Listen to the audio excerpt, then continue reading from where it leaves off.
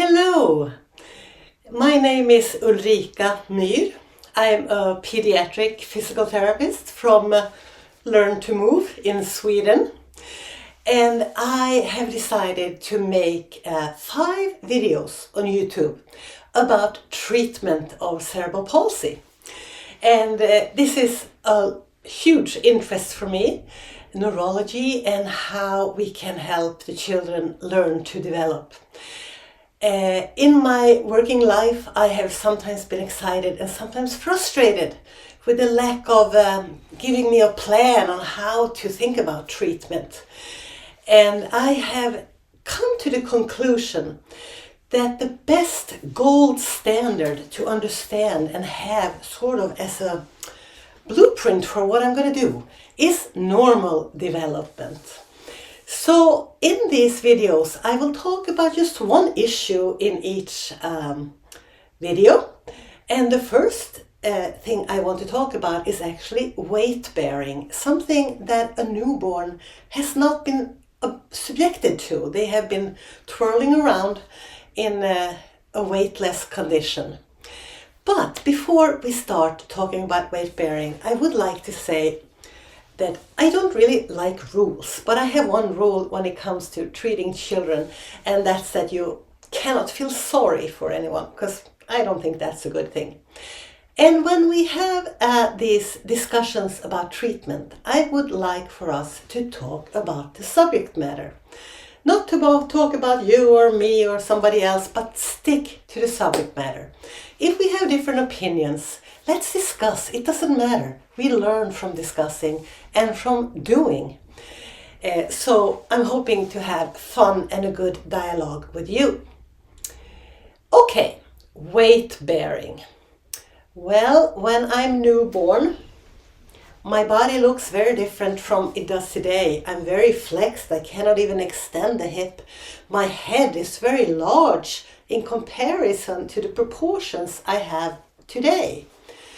So the child, if they lie on their back, they're pretty unstable. They're sort of round. When they lie on their tummy, there is a lot of weight put on their cheek. Okay, so what does this do? When the baby gets a lot of weight on the cheek, they actually learn to connect between the brain and the cheek. I can feel my cheek. I pay attention to the weight that's put on my cheek. And after some time, I want to switch sides. In order to switch sides, I have to problem solve. And I can do this already as a 1-day-old. I have to understand how to activate the neck muscles. So anyways, weight bearing makes me connect between the brain and the body part. Many children with cerebral palsy avoid weight bearing on the body part that's difficult to control. If we think about the baby, they also have fisted hands. They have hands that look like this, and unfortunately some disabled children maintain this position. What makes the baby open up the hands? It's weight bearing. The more you weight bear, first on your lower arms and then on extended arms, then the hands will come out and I get a good position for learning how to grasp. So, well, how can I help with weight bearing? Let's say I only weight bear on my right side, not on my left side. Well, we can think about, for example, with the baby. If I put the baby on the tummy, he or she will weight bear like this. But if I go like that, then the weight bearing will be more on the left side. If I go like that, there will be more on the right side. We can weight bear in different positions. If it's really difficult to weight bear on my hands in crawling, I can weight bear sitting. I can weight bear against a wall. I can weight bear against my cheek or whatever. It's just the imagination that stops me. When it comes to the feet, I need to weight bear on the feet. And of course, Well, one thing that you learn pretty quickly is to sit and stand up. Many children pull with their hands and have their feet in front of them. It's really hard to get up when I don't put weight on my feet. So how can I make it easy or difficult? Well, for example, if I sit on something that's very low, I need to use more force than if I sit on something that's high to stand up. So if you want your child to be able to go from sitting to standing, start with a high sit and get the feet under the body and stand up. Then you have balance also. If you have the feet in front, you're gonna fall backwards. The goal in standing is to be able to squat and stand up, to really have weight bearing throughout the range from squatting to standing. But that, of course, takes some time. But we just need to understand what's normal weight bearing. Weight bearing has a connection with pushing. Pushing, I bought this the other day because I thought it was fun. Pushing with my hand, pushing with my foot is something we do a lot to maintain balance and to just move in different ways. If I stand up and somebody will push me, I need to push with my feet in order to maintain balance. So I think we need to think about what makes my child understand what to do and be motivated. This pushing thing has air, which can be fun. I put a little feather here for a 3-year-old the other day, and he really enjoyed pushing both with the hands and the feet, which is something he hadn't done much of because he had response and understood when he was successful. Older children may want to practice just because they are motivated.